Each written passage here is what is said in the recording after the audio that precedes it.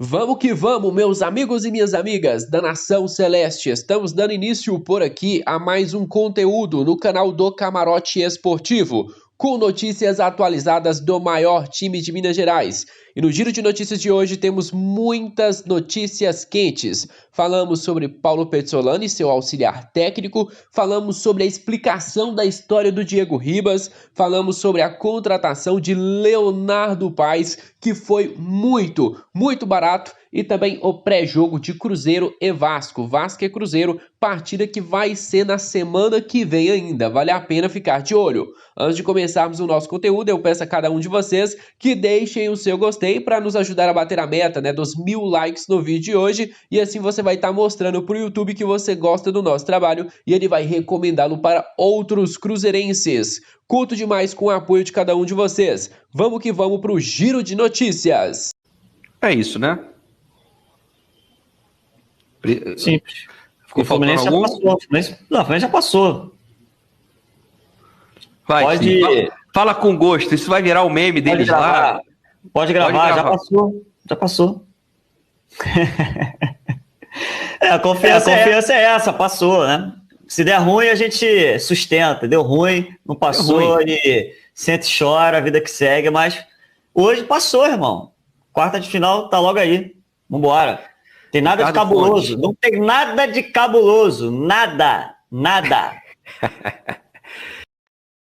Estão vendo a situação deste torcedor do Fluminense? Pois é, eu gosto desta maneira mesmo. Eu gosto que falem demais, que ziquem o time, porque não que o Cruzeiro vai vencer, mas esse tipo de comentário tá na história do futebol. Quando o cara faz esse tipo de comentário com muita soberba, que isso, que aquilo, cara, zica demais. Então continue falando, continue desmerecendo o Cruzeiro, a gente vai ficar aqui trabalhando, a gente vai ficar aqui quietinho na nossa, como um bom mineirinho comendo pelas beiradas, e depois a nossa resposta vai ser dentro de campo.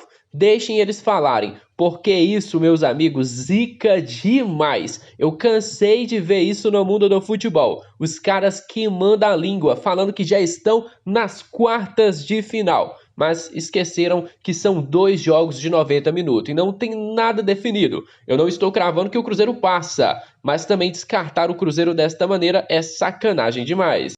O Cruzeiro já divulgou a lista dos relacionados para a partida de hoje contra o CRB, às 7 horas da noite no estádio Mineirão. A expectativa é de que mais ou menos uns 40 mil torcedores estejam presentes. E eu já falei antes e vou falar de novo. Galera, 40 mil é um público excepcional para uma quarta-feira às 7 horas. A gente vê que não atingiu 50, 60 mil, porque o Cruzeiro não teve, podemos dizer assim, no interior a mobilização das caravanas para irem ao estádio. Eu tenho observado, principalmente aqui na minha, não está tendo movimentação para este jogo. E sim contra a Ponte Preta, que vai cair numa quinta-feira de feriado.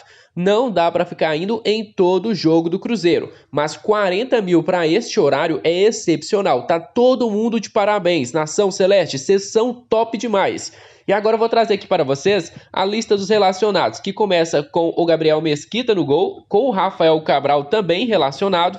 Os defensores são Eduardo Brock, Giovani Jesus, Lucas Oliveira, Matheus Bidu, Pedrão, Rômulo e Zé Ivaldo. Só uma curiosidade, mesmo com o retorno do Giovani Jesus, o Pedrão novamente está na lista dos relacionados. No meio de campo, nós teríamos Adriano, Daniel Júnior, Fernando Canecim, Felipe Machado. Depois de muito tempo, Felipe Machado voltando a ser relacionado. Acho que vai ser interessante ver como é que o Machado vai se adaptar a esse esquema de jogo novo do Paulo Pezzolano. Isso porque quando o Pezzolano estava utilizando o Felipe Machado, a gente ainda utilizava uma linha ali de 4 defensores. Teremos também Léo Paes, Neto Moura, Pedro Castro e William Oliveira. No ataque, os relacionados são Edu, Jajá, Luvanor, Rafa Silva, Rodolfo e Vagninho.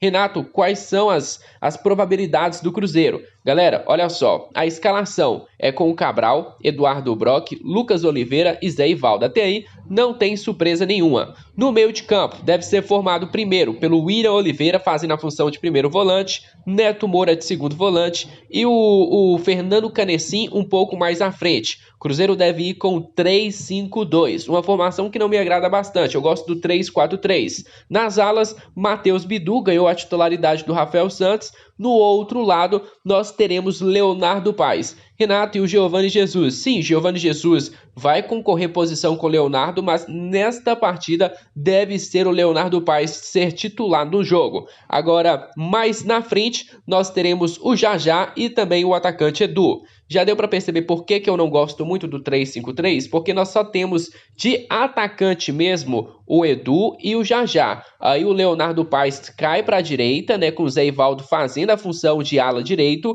Aí o que acontece na esquerda? Bidu sobe, Bidu vira praticamente o atacante quando o Cruzeiro está com a bola e o Eduardo Brock faz a cobertura. Agora, quando nós temos um 3-4-3, nós temos 2 jogadores subindo pela esquerda e 2 jogadores subindo pela direita. Deixa o Cruzeiro muito mais ofensivo. Até por isso, o Cruzeiro não rende tão bem no primeiro tempo e quando chega no segundo tempo, faz uma formação, tira um cara ali e coloca o 3-4-3 para rodar. Aí o Cruzeiro começa a dar mais, né, indícios de um time mais ofensivo. Tá sendo assim durante o Campeonato Brasileiro. 3-5-2 primeiro, para se mostrar um time mais seguro, para não correr riscos no primeiro tempo. Já no segundo, você coloca o 3-4-3 e aperta demais a defesa adversária. Vamos com tudo, hoje tem outro confronto importantíssimo para nós. Cada jogo tem a mesma importância, não adianta ficar lá falando na partida contra o Vasco, até porque todas as partidas valem 3 pontos. Então CRB ou Vasco vale a mesma quantidade de pontos, ou seja, a mesma quantidade de importância. Vamos para cima, vamos em busca dos 3 pontos. Olha só, nação, ontem Pedro Martins, diretor de futebol do Cruzeiro, esteve em uma live com o excelente jornalista Samuel Venâncio, que é respeitado em toda Minas Gerais. Cara, que baita jornalista é o Samuel Venâncio. E na entrevista com o Pedro Martins, uma discussão que foi pauta, foi conversa deles, foi sobre o Vitor Roque. E eu gostaria de colocar aqui para vocês quais foram as palavras do Pedro Martins sobre a situação do Vitor Roque, sobre o que está acontecendo no jurídico neste momento para que o Cruzeiro receba os devidos valores que certamente, né, é o que o Cruzeiro merece receber pelo Vitor Roque. É o que a gente está sendo protegido pela Lei Pelé. Vamos ouvir as palavras do Pedro Martins. Vamos lá. Aí, Samuel, eu vou deixar com os advogados, se quiser chamar alguns aqui para entrevistar. Mas, assim, o clube acredita que o valor que foi pago não é o valor real. Isso eu consigo te dizer. Aí, agora, o processo aí, quem vai tocar são eles. A gente tem uma equipe extremamente competente e o clube tem todas as ferramentas aí para buscar o que é de direito. Do Atlético Paranaense vieram Zé Ivaldo e Jajá. Você recentemente falou sobre isso, que nesses 2 casos não foi possível o Cruzeiro estabelecer ali opção para comprar os direitos dos atletas. Como foi feita essa negociação desses 2 atletas, do Zé Ivaldo e do Jajá, e o contrato de empréstimo, tem alguma possibilidade de saída, de pedido do Atlético Paranaense? Como que foi tudo isso, Pedro? Galera, só lembrando a vocês, uma coisa que a gente sempre fala é: já que o Atlético Paranaense deve uma grana para o Cruzeiro, é só mandar o Jajá e o Zé Ivaldo para cá. Que a gente esquece essa dívida, né, esses valores que seriam acrescentados. Na minha opinião, seria excelente para o Cruzeiro, mas Pedro Martins também deixou claro esta situação. Vamos ouvir as palavras dele. Foi uma negociação paralela, né? Eram 2 jogadores que a gente já tinha interesse já há um tempo. E a gente já conhecia bem, né, os 2. E pela negociação, pela forma como foi conduzida, né, pelo fato de ter janela também, o clube, o Atlético Paranaense não quis colocar a opção de compra, mas também o Cruzeiro não faz nenhuma negociação de empréstimo com possibilidade de retorno, né? Então, isso a gente sempre deixa claro nas negociações. Como protocolo e padrão do clube, a gente sempre procura estipular uma opção de compra, até para que, caso esse atleta vá bem, a gente faça uma opção. Mas a opção, ela também ela é negociável, né? Então, assim, tudo pode ser resolvido ali na frente se tiver interesse, né?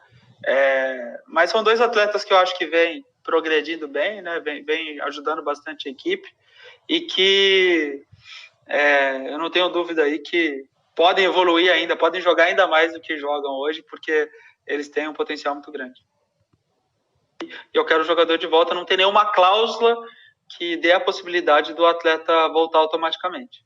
Você aí já é muito para o futuro e o Jajá crescendo cada vez mais agora e é um jogador que é difícil de achar no mercado, né? forte no 1 contra 1, novo ainda, já teve passagem por base. Você acha que lá no final, dando tudo certo, a justiça tendendo a definir alguma coisa, isso pode acabar virando uma negociação e seria interessante, de repente, uma negociação? Hoje esse cenário ele não existe, não teve nenhuma conversa, até porque o Cruzeiro... Prestem atenção, hoje esse cenário não existe. Não quer dizer que amanhã esse cenário não vai existir, até porque para que o Cruzeiro comece esta possível negociação, nós já temos que ter na justiça, vencido do Atlético Paranaense. A gente já tem que ter provado que o valor tem que ser maior do que os 24 milhões de reais. Se isso acontecer, talvez poderia uma negociação acontecer no futuro, mas neste momento nem sequer existe esta conversa. Vamos ouvir de novo o Pedro Martins.